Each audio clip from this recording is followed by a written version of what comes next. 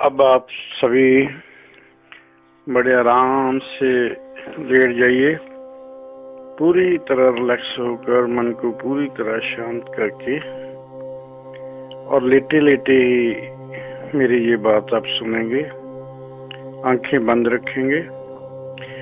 जो कुछ मैं बोला या जो कुछ मैं महसूस कराने जा रहा हूँ आपको, आप पहले उसको ध्यान से सुनिए।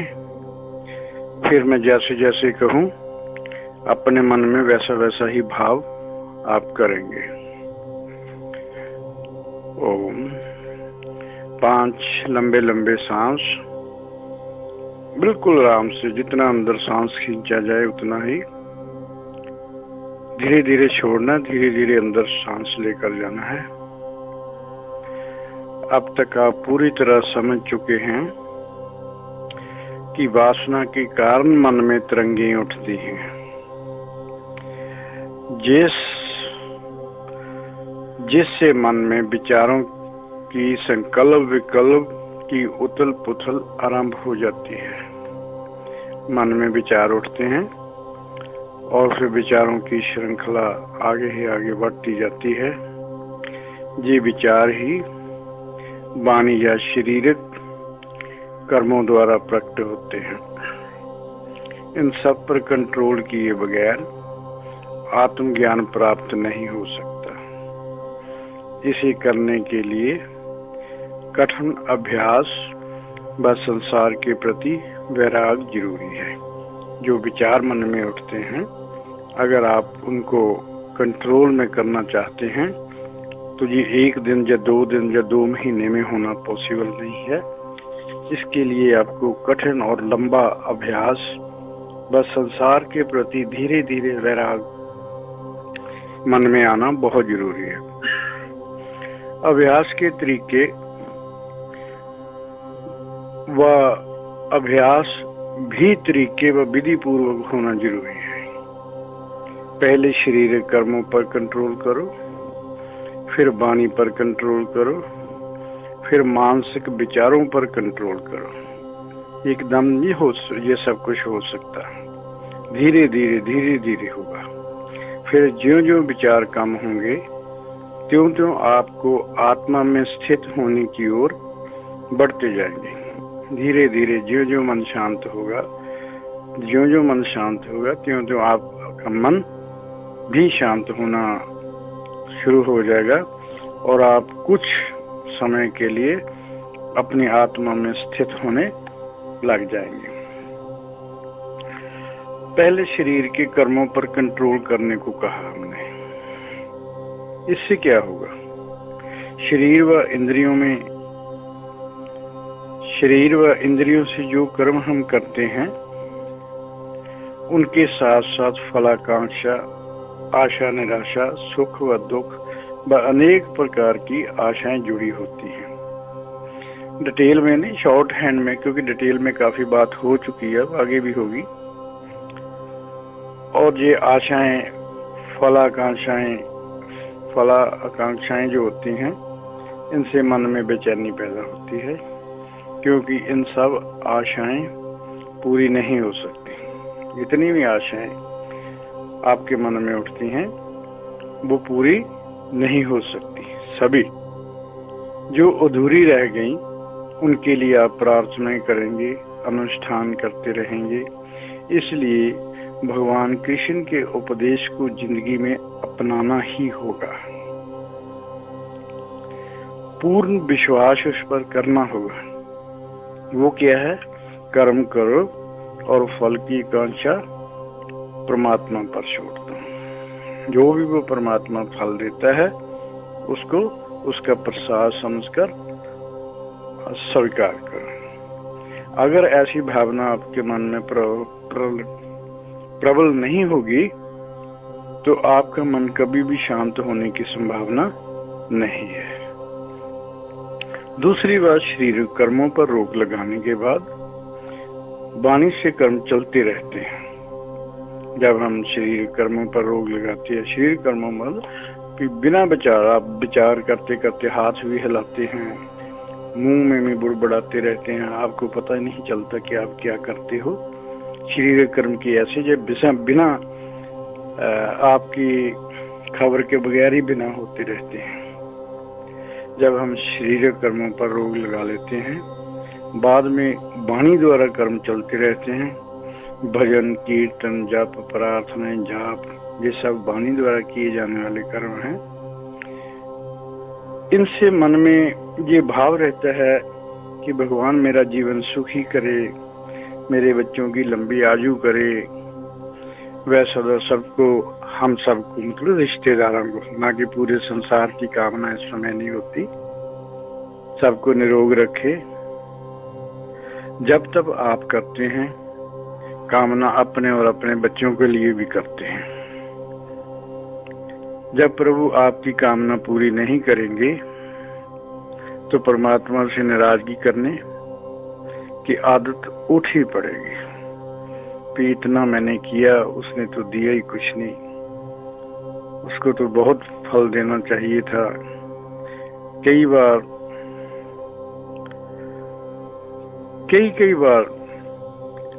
मैं तो कहता हूँ ज्यादा बार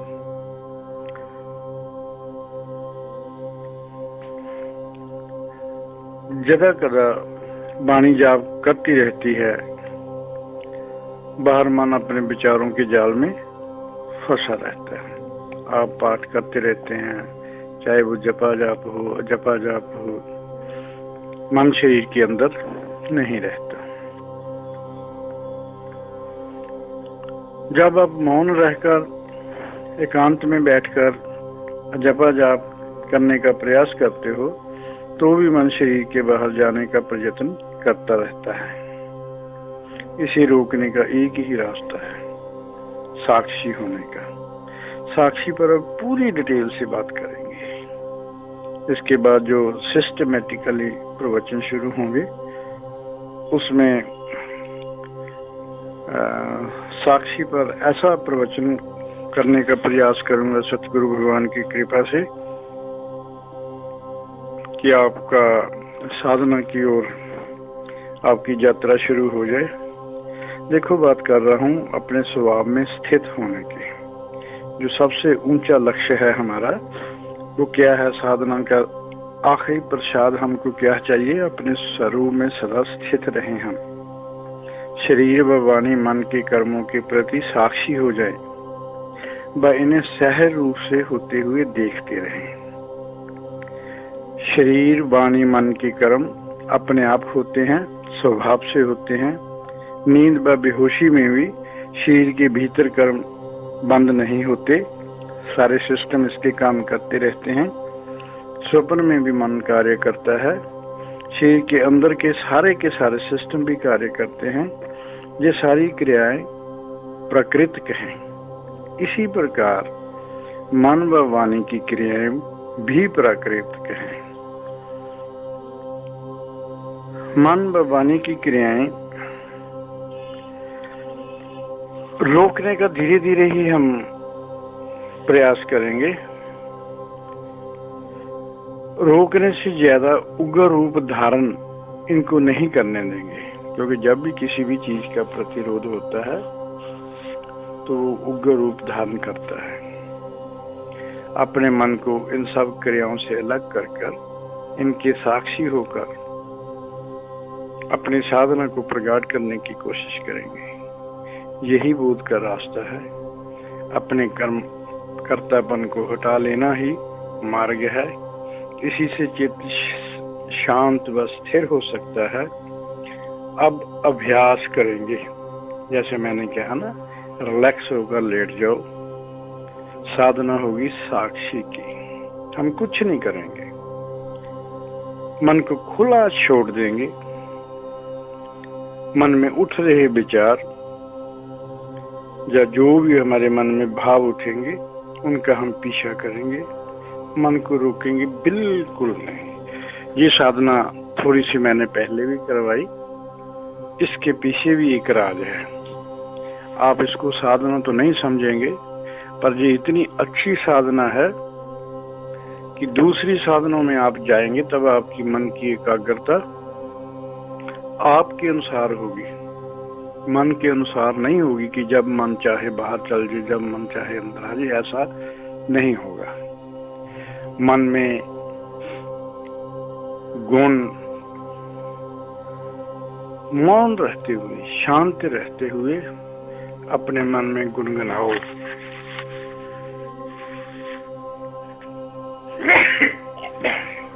ओम मन में गुनगुनाओ। सच्चिदानंद मैं नित्य निर्द्वंद्व मैं जीव माना, बन गया देह का मैं दीवाना। इसलिए बोल रहा हूँ क्योंकि भगवान तो बोलते हैं सच्चिदानंद तू नित्य निर्द्वंद तू। मैंने इसको तू की जगह मैं इसलिए बोला कि अब तक आपको विश्वास हो जाना चाहिए था कि भगवान आपके अंदर मौजूद, भगवान की कृपा से ही आपके शरीर और मन से सब प्रकार की क्रियाएं हो रही हैं। सब क्रियाएं करने वाला भगवान ही है।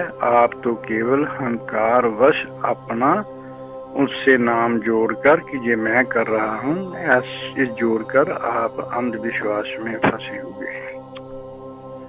आपको जब विश्वास हो गया कि आपके अंदर परमात्मा मौजूद, आप उसी का अंश, तो फिर ये बोलने में कोई हर्ज नहीं है कि सच्चिदानंद तू। भगवान भी आपको ही बोलते हैं, वो आपको जगाने की कोशिश करते हैं। सतगुरु भगवान त्यागपुरी जी महाराज जब बोलते हैं सच्चिदानंद तू, तू मतलब जो उनके आगे संगत बैठी होती है उनको वो तो बोलते हैं कि तू तो सच्चिदानंद है। शरीर की मैं में फंसकर क्यों ज्ञानवश भ्रम में पड़ा हुआ है, अपनी असलियत को जानो। इसलिए मैंने ये थोड़ा चेंज किया कि तू तो सच्चिदानंद ही है। तो जब तू सच्चिदानंद है, आप अब मौन रहकर अपने मन का पीछा कर रहे हैं। इस करके बोला सच्चिदानंद मैं नित्य निर्द्वंद्व मैं जीव माना, बन गया देह का मैं दीवाना। प्रभु जी आपका धन्यवाद है जो आप कण कण के साथ साथ मेरे शरीर में भी विराजमान हैं। आपका प्रभु जी धन्यवाद है जो मुझे मानव देह दी।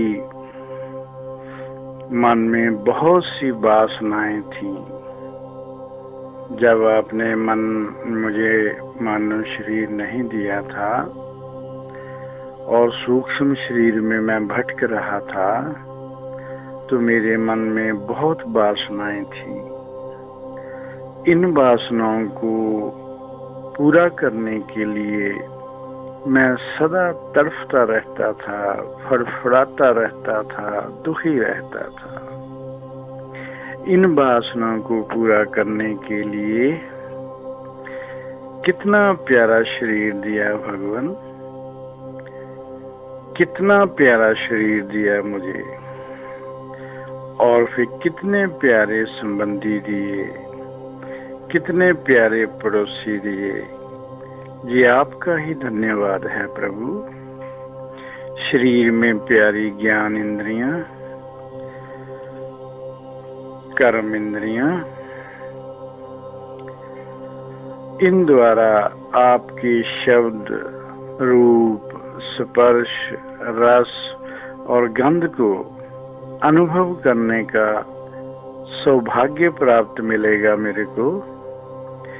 और इन तक पहुंचाने के लिए, इन दिव्य अनुभूतियों को महसूस करने के लिए कितना प्यारा गुरु दिया मेरी जिंदगी में आपने।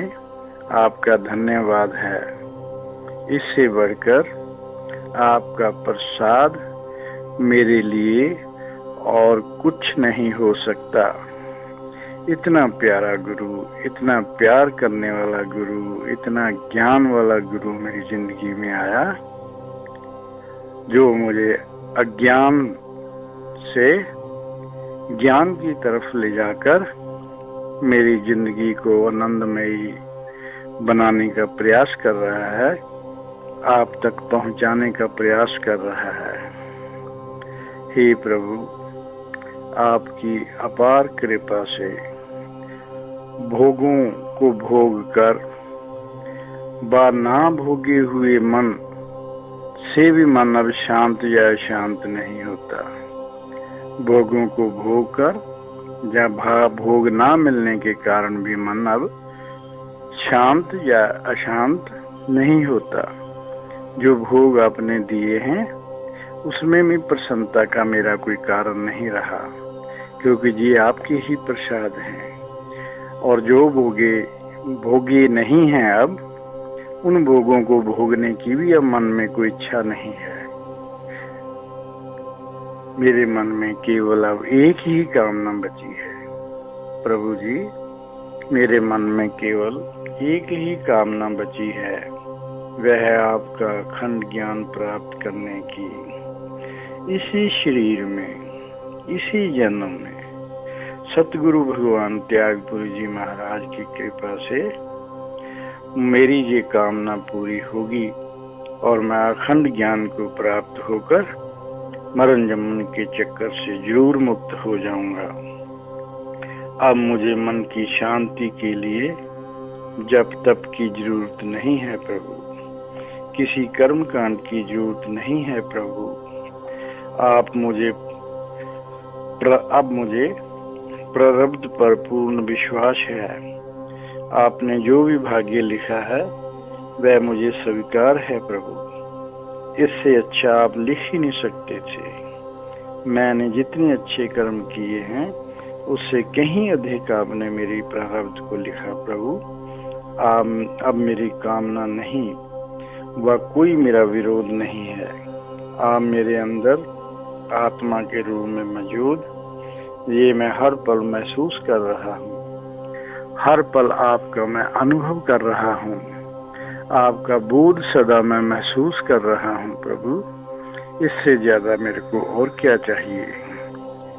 मेरी इंद्रियां, ये जो मेरी इंद्रियां हैं, इनको ताकत देने का काम आप ही करते हैं प्रभु। ये आपकी ताकत है जो ये काम कर रहे हैं। शरीर मन बुद्धि आपके द्वारा ही चलाई जा रही है प्रभु। मन को विकारों रहित सात्विक बुद्धि निरोग शरीर आपने ही दिया है। धन्यवाद है प्रभु आपका। आपकी शक्ति से ही सब कुछ सक्रिय है। मेरे मन के विकारों को मुक्त करके, संकल्प से मुक्त करके पूर्ण शांत अवस्था में आप ही ने इस स्थिति में लाया है प्रभु। मेरे प्रयास से क्या होना था, ये आप ही की कृपा से हुआ है। आपकी कृपा से मैं अपने किए अच्छे व बुरे कर्मों के कर्तापन के भाव से मुक्त हो चुका हूँ प्रभु।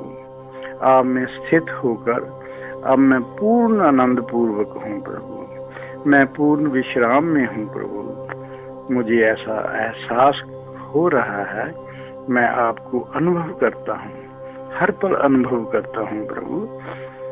आपकी आत्मा के रूप में आपको जान रहा हूँ। आपका बोध महसूस हो रहा है प्रभु। आपने मुझे बोध स्वरूप बना दिया है प्रभु। आपका धन्यवाद है। अब मैं परमानंद में स्थित हूँ। मैं देख रहा हूँ अब मन में कोई उमंग नहीं, कोई तरंग नहीं, कोई विचार नहीं, कोई कामना नहीं, कोई बंधन नहीं।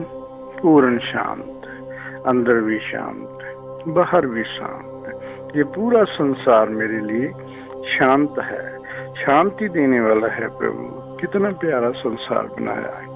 मन में अब कोई हलचल नहीं है, मन में कोई चंचलता नहीं है। भगवान तेरा शुक्र है, आपने मुझे इतना संतोष दिया, आनंद दिया। सबसे बड़ी बात, आप अपने में स्थित होने की सद्बुद्धि दी। मन कहाँ मानता था। अब मन रहा ही नहीं प्रभु, ये सब आपकी कृपा है।